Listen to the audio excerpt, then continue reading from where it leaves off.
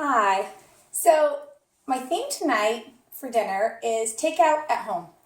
One of the favorite places that Hallie and I love to go to for dinner is Chipotle, and we love those salads. And it's not just the green leaf lettuce, it's the cilantro-lime rice that they add, and the black beans, and the pico de gallo, and the guacamole, and then the meat of our choice. But let's face it, a lot of us are on a budget these days because we are not working.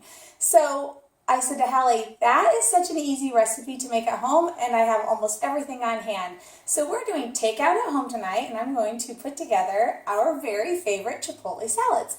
Before I get started, I want to give you 2 tips on making sure that when you cook chicken, it is the juiciest chicken that it can possibly be. I hear at my Pampered Chef shows, a lot of times the gals will say, really, my family literally says chicken again, because chicken, it's such a lean meat. We can dry it out really, really fast, but because it's healthy and it's economical, it tends to often be the protein of choice. So let me give you 2 tips that I think will make a really big difference the next time you make chicken at home.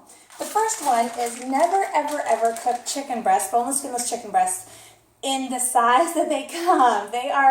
It's just not going to cook evenly. One side's just far too thick compared to the other side. So it's really imperative that you flatten your chicken. You don't need to tenderize it, you need to flatten it. And a little chef's tip is that if you flatten your chicken in a Ziploc bag, it won't rip, shred, or tear. You won't be wearing it. It actually stays intact. It just becomes bigger. So one side of the chicken breast is pretty thin, and you don't need to flatten it anymore. You don't want the chicken to be see-through. You just want it to be uniform in thickness. So the thinner side we're not going to hit, but the thicker side we just want to even it out. You probably all have meat tenderizers or mallets of some sort in your kitchen, but I'll tell you, I'm in a lot of kitchens and I look in a lot of your drawers, and your meat tenderizers are really small and they're really lightweight. A meat tenderizer needs to be heavy. It needs to have weight to it. Ours is pretty heavy. It's probably a good 1 or 2 pounds. And we do call it a meat tenderizer, although you can see tonight I'm using just the flat side to flatten it. And we have a nice big diameter on it. A lot of times your meat tenderizers are just the small squares. So this is going to cover more surface area faster. But if I wanted to tenderize meats right now, the prongs are upright. You simply just unscrew this disc, it comes off, and reverse it. Foods you want to tenderize, thick cut pork chops, roast that maybe you grab on sale, tenderize them, marinate them overnight, and they taste delicious. Also, you'll see inside the Ziploc bag, my meat is already seasoned, the chicken. So I added some olive oil, that is your healthy glue. It's going to keep the seasoning on the meat rather than having it stay in the bag or in your skillet. The second way to keep chicken really, really juicy on the inside is to sear it or caramelize it. So that means you need to add it to a pan that's heated to a good medium-high heat.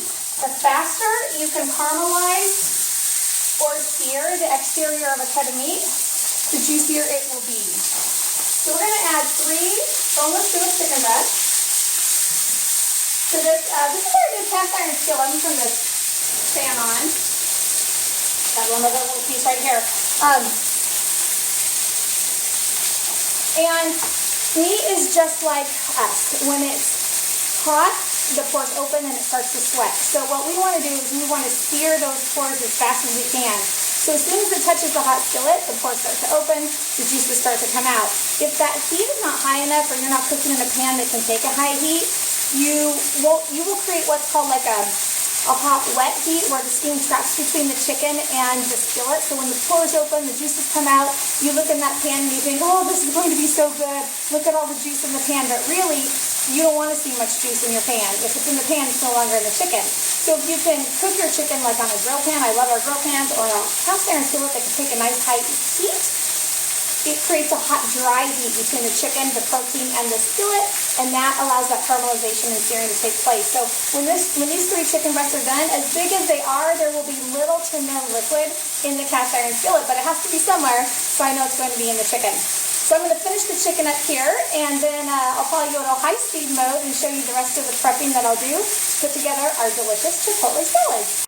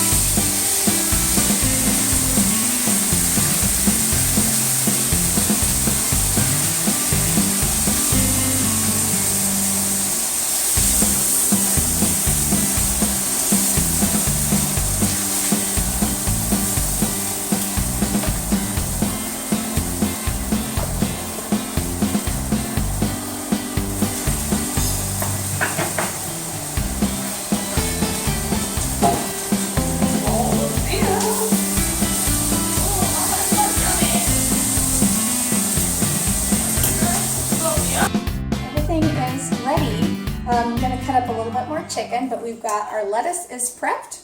We've got cilantro-lime rice. I just did brown rice in the microwave, works like a charm. Added the fresh lime juice, cilantro. Holly does not like cilantro, so she just has lime rice.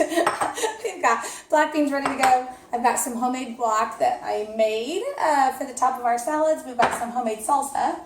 I caramelized onions in that cast iron skillet. I love cast iron. It's my first piece of cast iron. Pampered Chef came out with it just about a month ago. I do love that it has the two helper handles. It's kind of warm right now. But cast iron, it's great for so many reasons, but it's also miserable because it tends to be really heavy. But I like that we have the two helper handles on either side. So this is a 12-inch, and it's almost like a round square. We have a 10-inch as well. They come pre-seasoned, and I'm having a great time with it. I've already done like a deep dish Chicago-style pizza. I've done meat in it many times. I've done a big cornbread. We did monkey bread in it. So we're having a ton of fun with cast iron. It's a very impressive piece of cookware to use. And then finally, for the rest of our chicken, I just wanted to show you the salad choppers one more time. These are like must-haves. So I used them on the lettuce. They're called salad choppers. They're for any of your veggies. Toss them in a bowl, make a quick chopped salad.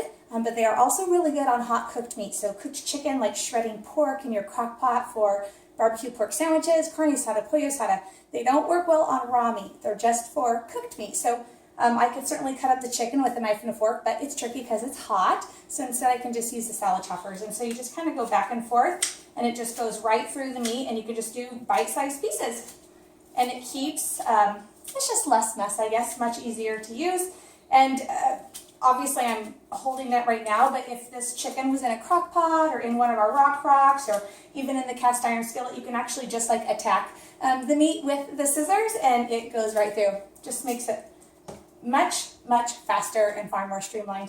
And I don't know anyone who doesn't want to be faster and more streamlined when it comes to dinner time. I hope you have a great dinner yourself. Thanks for watching.